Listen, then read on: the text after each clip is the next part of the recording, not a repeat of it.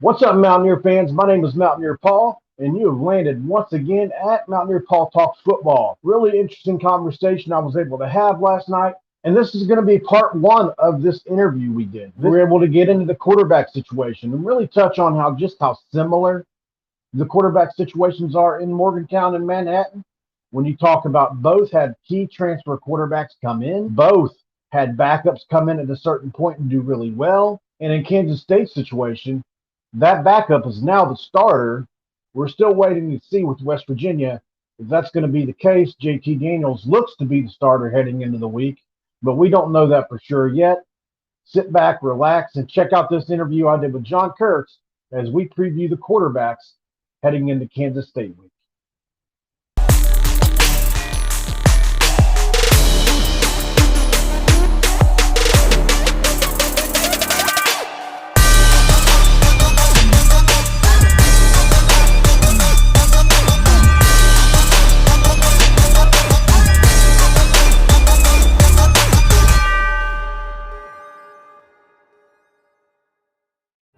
This is for Garrett.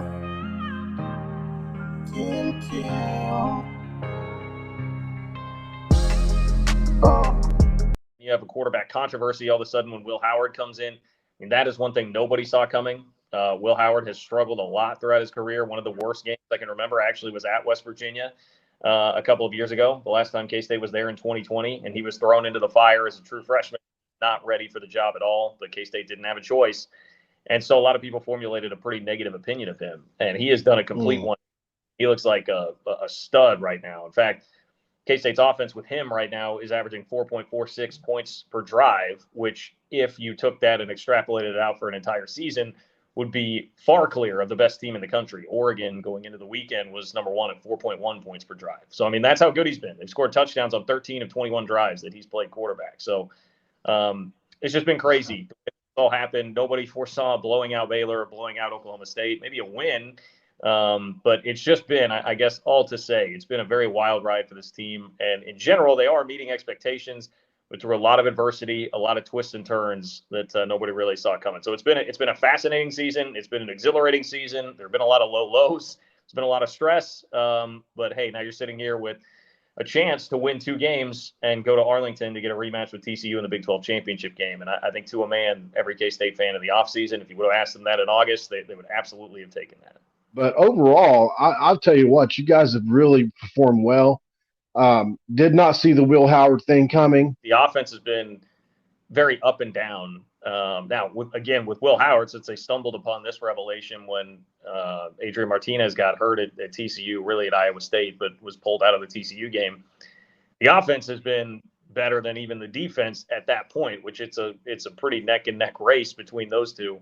If you're just taking the Will Howard offense, again, which is 13 touchdowns in 21 drives, Adrian Martinez was not cutting it loose down the field. He was scared to turn the ball over. There was just not much happening with the offense.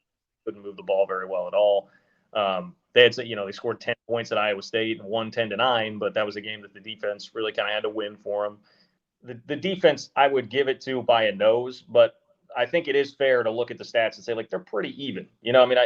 KSU_fan, great follow on Twitter if you're into Big 12 football. He does a great job with analytics. He's kind of a stats nerd.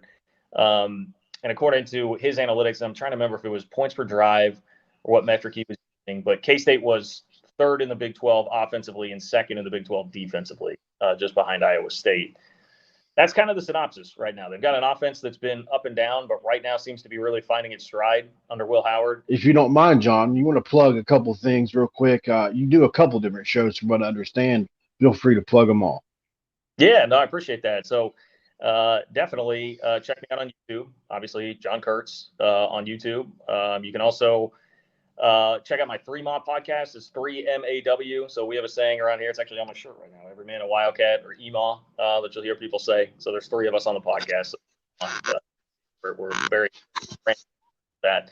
But you can find that wherever you listen to podcasts, Apple, Spotify, Google, etc. And then follow me on Twitter too, at JL Kurtz, JLKURTZ. That's where you can get all my content these days. Interesting how correlating storylines. Obviously, the JT Daniels situation for West Virginia has not worked out. Going back 3 weeks, I've been asking for publicly the West Virginia Mountaineers to bench JT Daniels, even though at some points with JT Daniels, a few weeks ago, this was not popular. I got crucified for this. But looking at the numbers, so, like against TCU, we put up 44 points or whatever it was. But then I dive into the numbers and look at the Pro Football Focus grade for JT Daniels. And I don't know, would this surprise you to know JT Daniels has only had one 3-touchdown game this season, one game in which he threw over 300 yards. Those were both against Kansas. 5 such games in which he threw under 200 yards. Just a really off season for him. And by the way, no game except for Baylor and Kansas in which he scored over a 70 on the Pro Football Focus scale, which is just considered the starter. Every other game, he's either shot at a backup level or replaceable. People really thought he was still the second coming, and there was like 3-4 weeks in a row of these scores happening. So I made some videos to try to enlighten people. Man, the feedback I got. It's a very polarizing thing to talk about. Obviously, the change is made. Garrett Greene comes into the game last week. You know the story. It's been a little bit different of a story for Kansas State. Can you enlighten the Mountaineer fans? And if there are any K-State fans watching exactly Will Howard's story, how he's come into the situation he's in, what's up with Adrian Martinez, that kind of thing. Yeah, well, it's been an excellent story, and I had a lot of fun watching Garrett Greene on Saturday, watching that game, man. I mean, he was a little spark plug. I do not think West Virginia's winning that game with JT Daniels. I think they absolutely needed Garrett Greene to come into that. Yeah, Will Howard is like in a day and age in college football where everybody's transferring and everybody wants to really hate on the portal and kind of what's happened to kid and just know no one's going to stick around for anything. He is the total opposite of that. I mean, so he comes in. He was a Pennsylvania Player of the Year. I think it was like the Walter Camp Pennsylvania Player of the Year. I don't know if it was Great Player of the Year, but 3-star recruit. Mildly recruited. He had other Power 5 offers, but kind of like Kansas-ish, like Kansas, Iowa State, maybe something like that. In case K-State brings him in, fans didn't have real high expectations for him, I don't think necessarily, but Skylar Thompson's injury history obviously threw him into the fire right away when he was just not ready. And, he tried, but he was just thrown into a situation that he was not ready for. It was also the COVID season. K-State had a lot of issues with that, tons of issues with COVID, lots of games where they had a bunch of guys missing, turned into some locker room problems.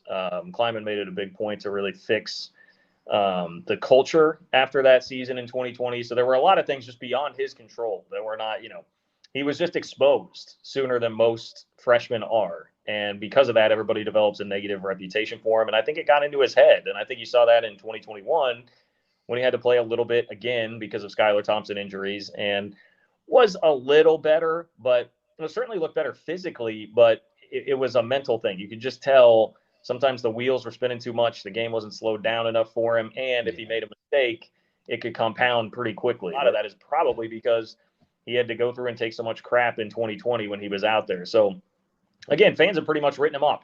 I had written him off. I mean, I feel very stupid. We did a podcast the week leading up to the TCU game, after the Iowa State game, and I took a crack. I don't remember exactly what it was, but I took a little crack at Will Howard out of nowhere as my podcast. Forget about that because it was literally about 3 days later when he came in against TCU and put up 28 points and a half on the Horned Frogs.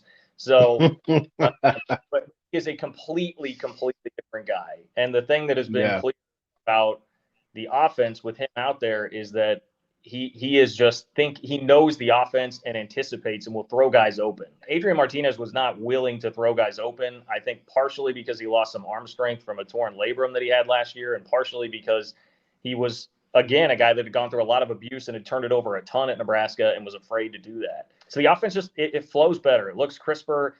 They get the receivers involved more. K-State fans have thought the receivers are not very good, pretty subpar for years now. But now you're looking around like, man, these guys actually look pretty good when Will Howard's out there throwing them the ball. So it's made the offense modernized and just look so much different and so much better when he's out there. Whereas with Adrian Martinez, he did a lot of great things with his legs and he would improvise and he had explosive runs. But it was much more 3 and out, 75-yard touchdown. Whereas Will Howard, he's going to move the ball consistently up and down the field. And the fact that he didn't transfer, not only after going through a couple of rough years where people around here didn't think he was a Power 5 quarterback, to be quite honest, and then he gets recruited over because they bring in Adrian Martinez to play quarterback this year instead of turning it over to him. There are not many guys that would stick it out in that scenario. And No. he absolutely did. And K-State fans are very, very thankful that he did right now. And, I mean, to me, it's pretty clear at this point that he is the guy. It's not that Adrian Martinez has played poorly. Adrian actually has been, I think, above average to good for the most part. Probably leaning more towards good for K-State this year. The problem is Will Howard's been great. So I think he is Yeah. the guy at quarterback now. Well, he's certainly been better than JT Daniels. Yeah, Adrian Martinez has. I said it earlier on another show I was on. I want to pile on JT Daniels. He's had a rough college experience. A lot of us feel like there was a point in the game a few weeks back when he came out of the game and had ice on his shoulder. And a lot of people think that he is not revealing certain things about himself because this is his last chance. Even though he does have another year of eligibility, there are a lot of us that think that he wants no part of that. He's been in college for a long time. So he was hoping this year would go smoother than it has. And you saw the Pitt game. He was going downfield, back shoulder, goal balls, 50-50 balls. And I can't tell you how much different.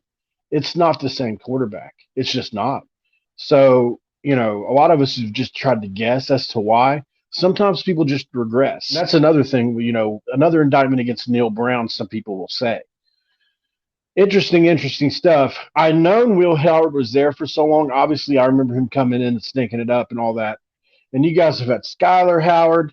And so those names are kind of similar. And I thought, I'd kind of forgot about what you just said. Garrett Greene, similarly, you talk about a kid that Jarrett Dagey, who couldn't win the job at Western Kentucky, was played over top of him and favorited over him. He chose to stick around for that.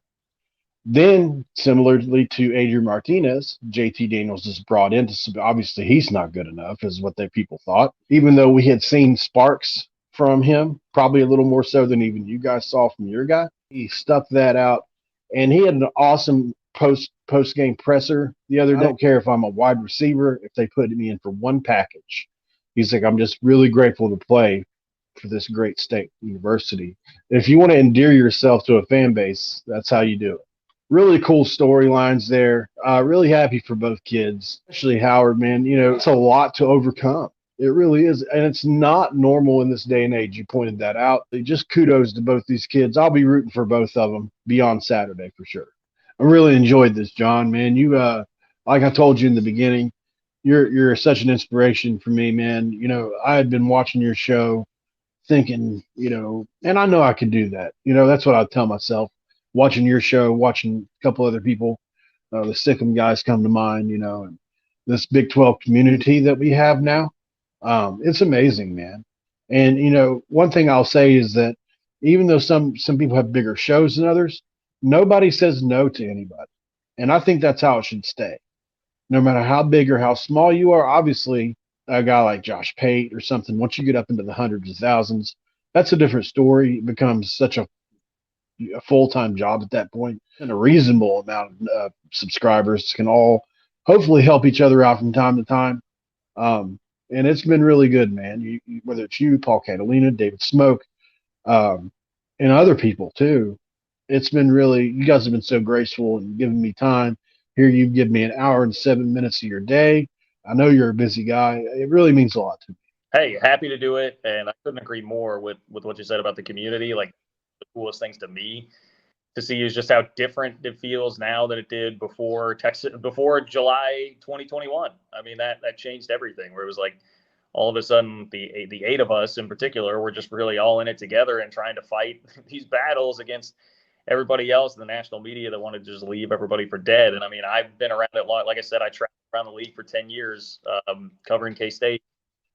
To every road environment, I know the fan bases. I know how rabid and passionate everybody is. I know what goes into the facility. I know what all these schools have, and that's what it was just so maddening to see how everybody's being cast aside. So I have really enjoyed that element of it, kind of the community forming part of it because of that, and just being able to connect with great fans in different places across the Big 12. I was in Lubbock doing a little bit of work for Big 12 Now and ESPN Plus. There were a couple guys that had just listened to the show that wanted to take me out to lunch and got to meet up with them. Connecting with guys like you and Kuz, who's been great to link up with a couple of times too. I love it. I love the community aspect of it. I always view it like it shouldn't be viewed like competition or anything. There are plenty of people out there that do as much Big 12 content as possible. So anyway, that was a long answer, but I'm very much on the same wavelength with you for that. So very happy to do it. Thanks, John. Appreciate that. All right, Mountaineer Nation, you heard it from the man himself, who I call an authority on K-State athletics. This is John Kurtz. Go ahead and plug your stuff one more time for us, John. Yeah, follow the YouTube channel. I go live on Wednesday and Sunday, and then sometimes I'll sprinkle some in between there too. But it's just John Kurtz on YouTube, and we've got a great crowd of people that show up for the live chats. They're really, really fun. I think you guys will enjoy that. And then if you do want K-State specific content, my podcast is called Emaw, 3MAW. If you're going to search it out on Spotify, Apple, Google, wherever you get your podcasts. And then follow me on Twitter, @JLKurtz on Twitter as well. You heard it from the man himself. Guys, this has been another edition of Mountaineer Paul Talks Football. This show is over. Mountaineer Paul and John Kurtz are out. This is for Cameron. Tim.